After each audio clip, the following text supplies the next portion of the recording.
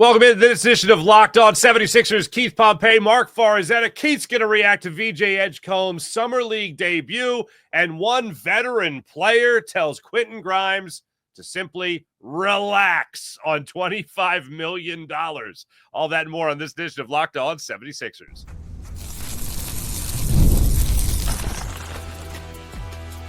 You are Locked On 76ers, your daily Philadelphia 76ers podcast.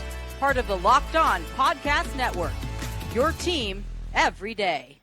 And we do thank you for making Locked On 76ers your first listen every day. Part of the Locked On Podcast Network, your team every day. This particular episode is brought to you by FanDuel. Right now, new customers can get $150 in bonus bets when your first $5 bet wins. Keith, you're away for the 4th. Hope you had a wonderful time. I know you've caught up on the 76ers Summer League debut of VJ Edgecombe.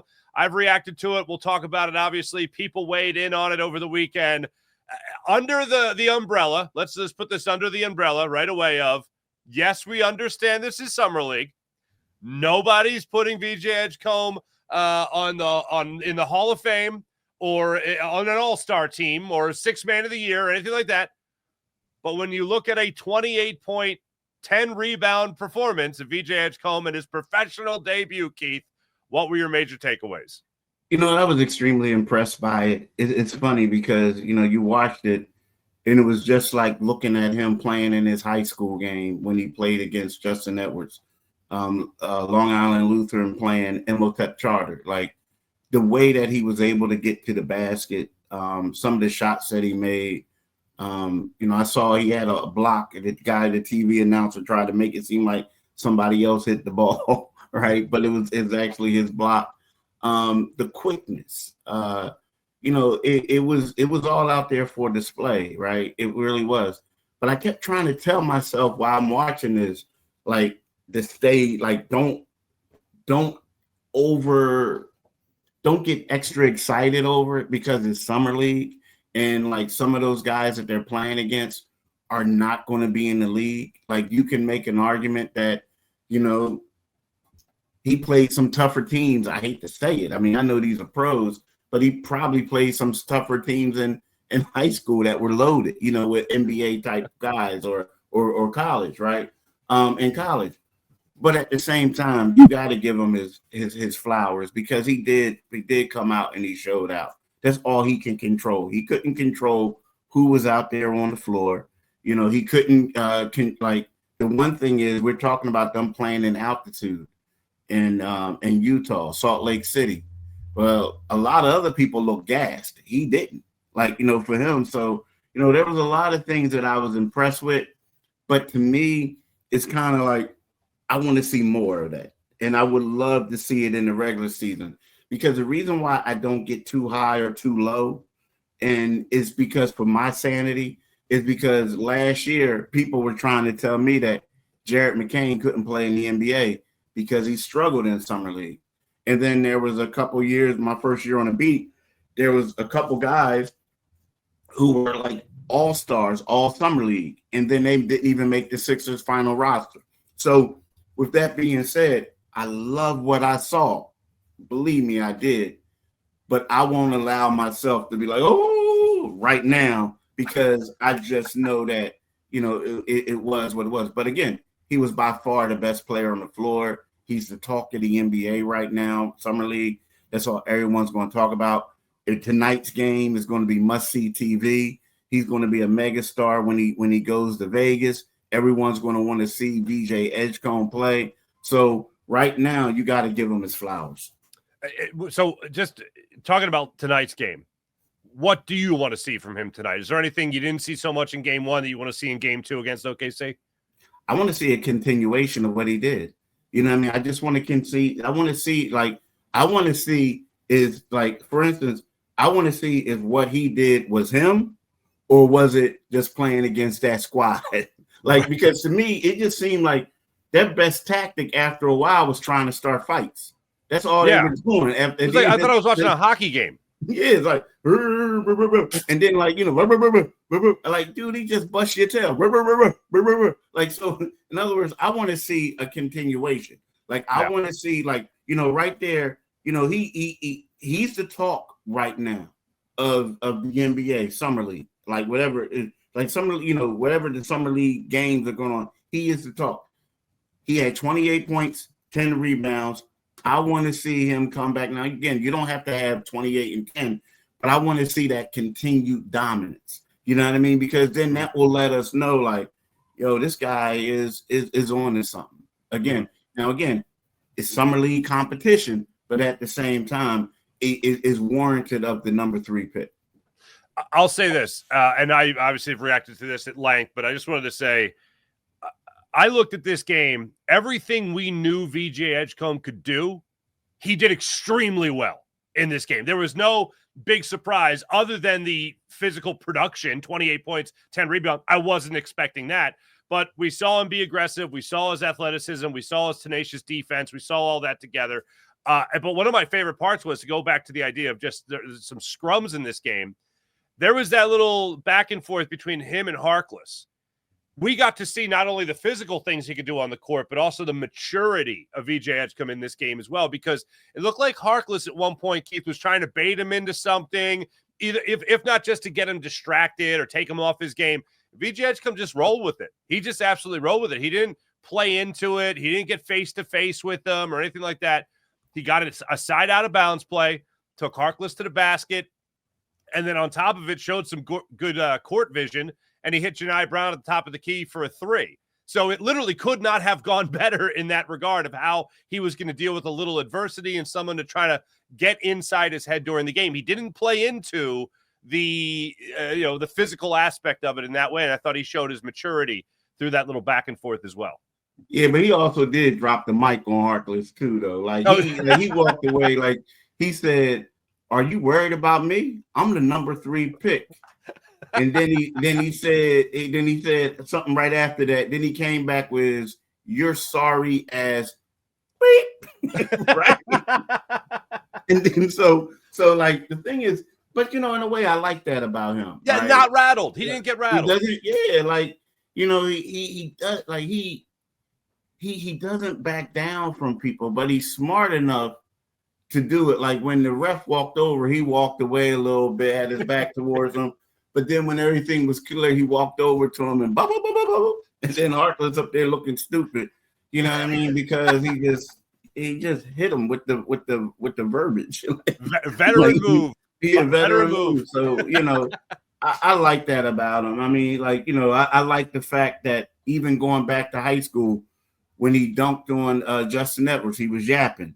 When he says stuff, he always yaps. So, I mean, that's what they need. They need toughness. They need that. But, yeah, he's not going to back down. He's not soft at all. So I like that about him a lot. I'll also say this. I don't think it was lost on him at all that it was him versus Ace Bailey as well on their first professional game. They get matched up against one another. I'm not surprised. As an Ace Bailey guy, I wasn't surprised that VJ Edgecombe was the better player on the floor. I just didn't expect to be that wide a margin. Ace Bailey just disappeared at times on the court. And I was also shocked that I think he was out. I think he started the fourth quarter for the Jazz and then didn't come back. He was out of the game around the 8 or 7 minute mark in the fourth quarter and then didn't check in again until the 7 seconds were left in the fourth quarter. Yeah, he looked gassed to me. Like he looked out of shape. Like he looked like a guy who didn't do anything since the season ended. And then maybe, he showed up last week. I think he flew there last Sunday, the Sunday before last, to Salt Lake City. Mm-hmm. And then they had a couple practices, but he looked bad. I mean, I think he'll still be fine. I think that a lot of his stuff was you're playing in altitude, you're already out of shape. A couple of those shots that he took, they were short and let me know he didn't have any legs. But I also think that there was more pressure on him than it was VJ. For instance, VJ is looking at it like, yeah, people think this guy is better than me, so I'm going to go out there and show him. Whereas he's like, man, I got to put on a show. Talking about Ace, I have to put on a show because I got to show people that I can play and this and that, right? But even from the beginning of the game, I don't know if you saw this, but when they were before the game started and they were warming up, and you look at Ace was all smiles, where VJ looked like he was about business. And Ace even walked over to him and said something, and like whatchamacallit acknowledged him, but he still had a scowl on his face, like, yo, it's time to go to work. So to me, it's like VJ was more business like, you know what I mean? And then if you notice, VJ had on the regular, like Ace had to have on these red sneakers that, like, you know, like the Rutgers gear and all this. Like, to me, it was too much show for me. Like, dude, just play ball. Don't worry about the external things. Whereas I look like VJ was just about handling his business, and he displayed his athleticism. Again, he dominated so much. So I don't want people to think that I'm downplaying what he did, but he dominated so much to where I need to see this again, because he got to wherever he wanted to so easily that I'm saying, was it him or were they just that bad? So I need to see it against another team for me to be like, okay, this is something they could work with. But again, you got to put it in perspective. Summer League. But at the same time, I want to see it again. Look, you and I, fans, we could say Summer League all day long. What I loved, maybe even more so than 28 points and 10 rebounds, was after the game, he has his media session, and I think it was just Sixers.com that was asking him the questions. But he was acting like he just lost a playoff game. He was not acting like he lost a Summer League game. He was acting like he was so, I won't say depressed, but he was so upset that he had the ball in his hands to make a big difference right at the end of the game. Unfortunately, he was double-teamed, I believe, on the shot, missed the shot, had a chance to do something really special and win. He much rather have his name, albeit in Summer League, attached to a win than a loss. And I thought that really let you know the type of mentality that he has as a basketball player. Yeah, I mean, that's a winner. I mean, that's the winner right there. You know what I mean? That's a winner. Yeah, like, you know, and that's part of the reason why they wanted him, you know. Sure. And is also, I hate to say it, in this era, a lot of guys get caught up in stats. They get caught up in me, like they're excited that they had a great game. They could care less about wins and losses. And the fact that he had a great game and his team lost, and he took that kind of hard on the Summer League game, to me, that speaks volumes of his character. It reminded me a lot of Tyrese Maxey at the end of last year. I'm not going to play to lose. If you put me on the court, I'm out there to win. And that's type of attitude I think they're trying to bring in to this team. Now, when we come back, Keith, Patrick Beverley, albeit brief, a former Sixer, had something to say about a restricted free agent. Yes, it's Quentin Grimes. And this is a rarity, Keith. We don't normally hear people talking about other people's money, especially when they're both players in that fraternity. But he had some interesting things to say about Quentin Grimes' request, allegedly, for $25 million. We'll talk about that when we return. This is Locked On 76ers. And now it's time to tell you about FanDuel. Summer sports in full swing. And whether it's all about baseball under the lights for you, maybe golf on the green, maybe a little squeak of the sneakers in Summer League action, FanDuel has you covered. You're already following the action. Why not make it a little bit more thrilling with FanDuel? You can get in on a game while your friends are getting sunburned on the beach this summer. I've been using FanDuel to track my favorite matchups, and the app keeps it fresh with new daily promotions and fun ways to bet. It's easy to use, has fast payouts, which everybody loves. Come on now. It makes every regular season game feel that much more exciting and like a must-watch event. Whether I'm placing the same game parlay or watching a bet right in the ninth inning, like maybe Zach Wheeler goes the distance, FanDuel has you covered. Makes the action that much more exciting. New to FanDuel, new customers can bet just $5 and get $150 in bonus bets if your first bet wins. That's for new customers. You can bet just $5 and get $150 in bonus bets if your first bet wins. Open the FanDuel app today or visit FanDuel.com to get started. That's FanDuel.com. The Pat Bev Pod with Roan, by the way, who does a fantastic job. Big fan of Roan. Patrick Beverley actually said on his podcast when they were talking about a reported $25 million request from the Quentin Grimes camp, Patrick Beverley said, relax. He needs to relax. He needs to focus more specifically on being a 10-year guy in the league and getting that pension for life. But when it comes to $25 million, dude, just sign a 2-year deal. Sign a 3-year deal. Get to the 10 years, and that's when you can really start adding on some money for the rest of your life.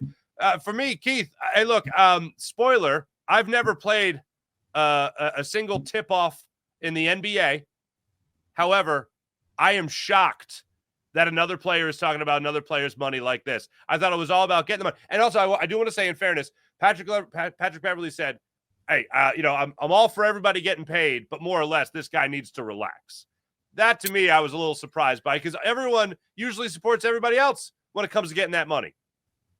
Yeah, it was a little surprising. But I also think, let's face it, Pat has a podcast now, and it's all about promoting your podcast, saying something, and getting people to listen in. The crazy part is, Quentin Grimes is a young guy. You got to lock up the money. And the weird part about it is, I don't fault anyone for asking for what they want. Are you going to receive the money? Who knows? Probably not, right? And Pat did say that. Like, I doubt if he receives it. But Pat also knows that, like of anything, people tend to ask for more than what they're worth, just so you can negotiate. And if the team comes down to what you want, he said, "Oh, okay, I take it, right?" Or whatever. You have to have a starting point. So, to me, it's just a hot topic. And in a way, it's the weird part is that a lot of people, when we talk about the Pat Bev show, there are reports now that saying, well, there's little to no traction at all on the trade talks. And as you and I talked about last week, we were under the impression that it was going to take a while, because the thing is, when you are a restricted free agent, what happens is the Sixers, they don't have a rush. They want to wait to see what the market is, and then they take it from there. So, you know what I mean? Now, it's easy for Pat and them to say that, okay, you're not going to get that money now, or you're not worth it now, because the Brooklyn Nets, essentially a team that was in play, a team that had a lot of cap space, essentially have players now that took up some of that money, most of that money. So, of course, so now you're basically, and then if you're another team, are you really going to throw money at them knowing that the Sixers are going to take it? So, the unfortunate part about Quentin is, no matter how much he's worth, he thinks he's worth, that's going to be determined by another team. Mm-hmm. Whatever they're willing to offer him is what he's going to be worth, unfortunately. I will say I'm a little surprised that a lot of people are – I'm surprised that a lot of other people are this surprised about how a restricted free agent works. Like, basically, it's a right of first refusal for the Sixers in this regard. Yeah. And, of course, you're going to try to drive up the price. I mean, good for him. My bigger issue comes, Keith, with the Gershon Yabusele. Sixers have Eric Gordon, VJ Edgecombe, based on one summer league game. I'm putting him in the Hall of Fame. There you go. No. Looks like he can play. It's either way, he's a third overall pick, so they're going to play him. You have Tyrese Maxey. You have Jared McCain. You're most likely going to have Kyle Lowry. What? How many guards can you have on one team? And Gershon Yabusele was there for probably a lot less money than what Quentin Grimes is going to get. So what are we doing here, Keith? This is why people break it down to this also. Why Grimes over Yabusele in terms of priority for the 76ers this offseason? I mean, because when you look at his size, and if I was Grimes, I would hope that something got done before the summer league play came, because he lost a lot of stock after that game. In my opinion, I mean, because you look at a lot of people were saying that VJ Edgecombe is only 6'3". He looks a legitimate 6'5" to me. I'm just saying that, right? Quentin Grimes is 6'5", 6'4", 6'4", 6'5", right? So my thing is, everyone was saying that VJ Edgecombe was a ways away, that he wouldn't be able to start at this time. So with that being said, you needed Quentin Grimes because you needed a bigger guard. Now, is Quentin Grimes a better shooter? Yes. Is he a better defender? Probably not. Maybe on the NBA right now with the physicality, you can say, okay, we can start with him. But to me, he felt like they had the leverage at that particular time, right? So you can go do that. So the Sixers probably were looking at it like, you know what? We need him because we have a small guards. We have VJ Edgecombe, a guy who probably is not going to be able to start. So what we're going to do is we're going to go out there and we're going to go out and get Trendon Watford. We're going to get Janai Broom, turn him into a power forward. He played power forward last year. And we're going to ride with these guys, right? We're going to ride with them. We have Paul George, who could be interchangeable, right? You know, we could go after and get Jabari Walker, another 6'9" guy who can be interchangeable. But that's what I think was the reason why they went with Grimes over, Yabusele, because it's like we need a bigger guard. But the problem is everybody in the city is going crazy over VJ Edgecombe. And like the more VJ Edgecombe excels, it makes the Sixers' decision and it makes Grimes not being signed look like to people like, yo, they really messed this one up because you already got the guy and you got him on a rookie deal right now. You know what I mean? So that's the problem right now. But again, no one expected this guy. Again, it's summer league, but no one expected him to go out and get 28 and 10 in the first game and look as if he was playing against a bunch of middle schoolers. I mean, he just was like, whoop. I mean, did you see? No one was ever around him. Like he would get in the open court and it was just like a track meet. He would get to spots and you're expecting people to like be around him, box him out. It was kind of like they were just standing around watching him. He did it with so much effortless to where it's like, you holding out for Quentin? You know what I mean? Well, I'll say this. You mentioned Jared McCain earlier. You said that like a lot of people didn't like what they saw in summer league, and rightfully so, and the Sixers didn't know what they have and all that. Well, you know who told you that? You know who kind of let you know that they weren't expecting a lot from Jared McCain? The Sixers told you that because we listened to Daryl Morey, we listened to Nick Nurse. I remember specifically talking about G League play from Jared McCain. Then you see him play 23 games, and he's rookie of the year in those 23 games before he got hurt. So they didn't apparently really know the talent level of a Jared McCain. So they take VJ Edgecombe, and he's supposed to be the guy that is more NBA ready than Ace Bailey, one of the reasons that they took him at number 3 and all that. And you hear Daryl Morey tell the fan base, be patient, be patient. And then they go and make another decision based on their guard play, thinking, all right, well, we got to make sure we save as much money as possible because we need Grimes. We don't need Yabu because you're also going to be looking at a guy like Edgecombe who's going to take time to develop. So everybody be patient, Daryl Morey said. We're going to need patience. And then you see 28 and 10 in his first professional game. Meanwhile, Yabusele, he's singing like a canary about how the Sixers didn't value him at all. So now you're going to maybe overpay even more so than you already were for Quentin Grimes just to make it look like you knew what the hell you were doing. To me, Keith, this is just the basis of what's wrong with the Sixers.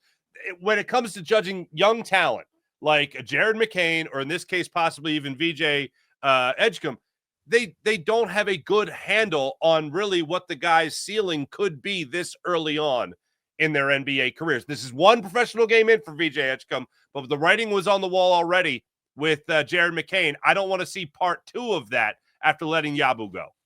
Yeah. I mean, you don't want to see that letting Yabu go. And even the whole Yabu go thing is crazy because, we all know that the 76ers, they talked about how they wanted to bring both of them back, right? They felt like they weren't going to be able to afford to bring Yabu back because they felt like he was going to command so much more on the open market. So they offered him a salary. He didn't come out and say how much he was offered. But when you look at Trendon Watford getting the minimum deal, when you look at years ago when they offered George Niang a minimum, when they offered Jalen McDaniels a minimum, so one has to assume that they offered Yabu the minimum, and he declined it, right? So the crazy part that gets me is everyone saying, well, if they would have gave him the mid-level, then they would have been capped at the second apron or whatever. Well, here's the thing, y'all.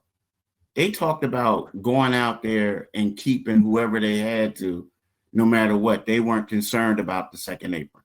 Now, I understand that what you want to do is you want to bring, other people in first, and you got to do what you got to do. But they could have got him, and then they could have signed Quentin Grimes because they have Quentin's bird rights, right? So with that being said, it's kind of like, I think that people aren't really getting it, right? I get what they're saying, and it all sounds good, but at the same time, they're going to be in, they're going to be tied up after they sign Quentin.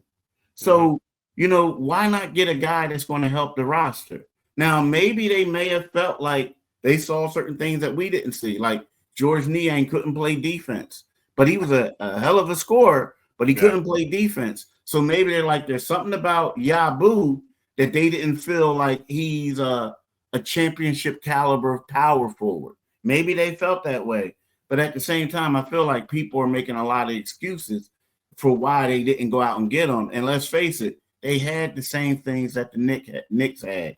And they had to know that he was probably going to go to the Knicks. If the Boston Celtics didn't have the financial trouble they were in, they wanted him as well. There were several teams. So you're right. It looks bad. And then the thing is, think about the pressure it puts on Quentin now. So if when they do sign him, Quentin's going to have to come out here and ball, because if not, all that goodwill that he had last year, there are going to be people like, yo, get him out of here. We're both from Philly, so we know how it is. But they're going to be like, you mean to tell me we paid this guy all this money and we might as well be running with VJ Edgecombe right now, right? That's what people are going to say. But we don't have a power forward, right? That's what they're going to say. That's exactly. Keith, I have it all ready to go. I have it ready to go. I'm waiting for like 2 months into the season. Believe me, I'll be on this podcast with you, bitching and moaning about it, my friend. You just wait. I'll be one of the first to yell it from the mountaintop. When we come back, all right, this is gonna be a quick break. When we come back, I want to just get your reactions to the Justin Edwards deal. Looked like the writing would be on the wall potentially on a 3-year deal. We'll talk about that when we return after this quick break.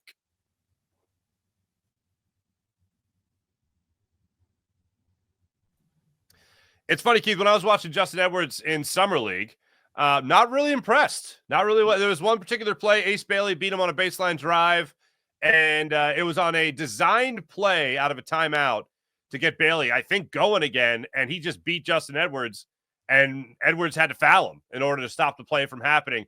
All in all, the numbers weren't terrible for him in the game, but he looked like he was a bit out of sync in that game. Now, granted, a Summer League game, but shortly after that, the announcement comes out that they give him the extension. Your reaction to that?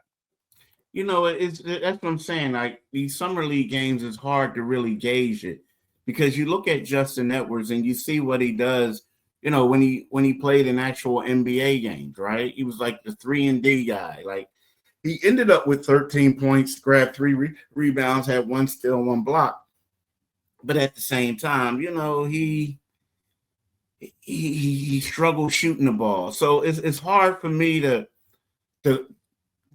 basically say, all right, this guy's going to struggle this year. You know what I mean? It's just that, to me, he just had a bad game. Now, again, I will say this. Like, early on, I did see him, playing pretty good defense on Ace Bailey when he was on, right? He was getting physical with him. He was doing certain things. But I think that a lot of these dudes, their first game back, secondly, they were playing at that altitude. He looked like he got gassed a little bit, and he was out of it. But yeah, to me, I'm not going to put a lot of stock into him playing poorly, because let's face it, what's Justin Edwards' role going to be on the Sixers? It's going to be, okay, make a 3 occasionally. You may hit a couple mid-range jumpers, but for the most part, they're going to want you to come in and play defense, to guard the other team's perimeter guy, make them work hard. They don't care how many points that guy gets. He might light you up, or he might get some points, but at the same time, did you make them work hard to get all those points? So that's really going to be his role. The other thing I was trying to think about is with Justin Edwards, this is also a guy that is used to playing with professionals, guys that have been in the league for a while, not guys just trying to make a roster on a summer league spot. So when it comes to fluidity of an offense or chemistry on defense, that's certainly not going to be there for him. So I'm not to make excuses for the guy. I do like Justin Edwards, but that's something I think you also have to factor in for the overall performance. It just kind of seemed, again, the numbers weren't terrible, as you pointed out, but watching him, he did not look individually like he was in the same sync that I had seen him been in the regular season. So, yeah, not to make a mountain out of a molehill, just interesting. And you have talked many times about how the Sixers do like him. A 3-year contract extension, Keith, certainly shows how much they like him. Yeah, it should. I mean, let's face it, it's the smart thing to do to lock him up. I mean, here's a guy who, right now, you're banking that he's going to blow up or he's going to get better. He fulfills a need. If you had him, let's say, for instance, if you picked up the option and he became an unrestricted free agent next summer, then you're gambling on him becoming a really a good player. And then next thing you know, you're gambling on that he'll re-sign with us. Now, if somebody had money, he ain't coming back. So what you did is, right now, the value isn't as high to other teams that it is to you. So you lock him up for basically you get 2 years. He got a 3-year deal for $7 million. The first 2 years are, all of them are guaranteed. But then last year is like a team option. So they have control over him. But if he would have had a nice 3-and-D season, they would have to pay next year. They would, because there's going to be some teams. He wouldn't be like Quentin Grimes, where it's restricted. Nah, he would have been an unrestricted free agent, and they would just have to pay him whatever he's worth. So that was a smart business move by the 76ers, because they know that he's someone who's going to help them out this season. All right, last thing, Keith. Fireworks, 4th of July. Is the Pompey household, are they a big fireworks household? Yeah, kind of, sort of. Yeah, they were, but it was funny. I was in the house typing up an article, and then when stuff was going on. But yeah, people did it. I missed them. I came out like, hey, they're like, hey man, we're done. I'm like, oh, okay, all right. I never understood. I didn't like fireworks. I never liked fireworks as a kid. I don't really care for them now. I didn't like that I'd be together with my cousins on 4th of July, and my mom would be like, all right, stop playing football, stop playing basketball, stop throwing the ball around, sit here and watch fireworks. And I'm like, why? I'm having too much fun playing. I just watch this. This isn't fun. And then the movie, The Sandlot came out, and I remember they always talked about how the sky would light up on the 4th of July with just enough light to keep playing ball. That's how I felt. Not a fireworks household. Not even a little bit. Keith, always a pleasure. We'll be back at this tomorrow. We'll be reacting tomorrow to the Sixers Summer League game number 2, this one against Oklahoma City Thunder. We're hoping that we see the same, if not more, the continuation, as Keith Pompey put it, of VJ Edgecombe dominance in game 1. Let's see it again in game 2. His name is Keith Pompey. He's been covering the 76ers for nearly 15 years. I've been talking sports with you here in Philadelphia and breaking down everything here on Locked On Sports for the last 2 years here when it comes to Sixers and Phillies and little Eagles as well. We're throwing it all into the melting pot. Keith Pompey, Marc Farzetta, Locked On 76ers. Thanks for watching. Thanks for listening. Also, make sure you guys, after this, make sure you guys, for your second listen to Locked On NBA podcast, where there is no offseason. Doug, Matt, and Hayes keep you up to date on contract negotiations, rumors, everything you need to be the most informed NBA fan. Find Locked On NBA on YouTube or wherever you get your podcast. Part of the Locked On Podcast Network, your team every day. Keith Pompey, Marc Farzetta, back with you guys tomorrow. See you then.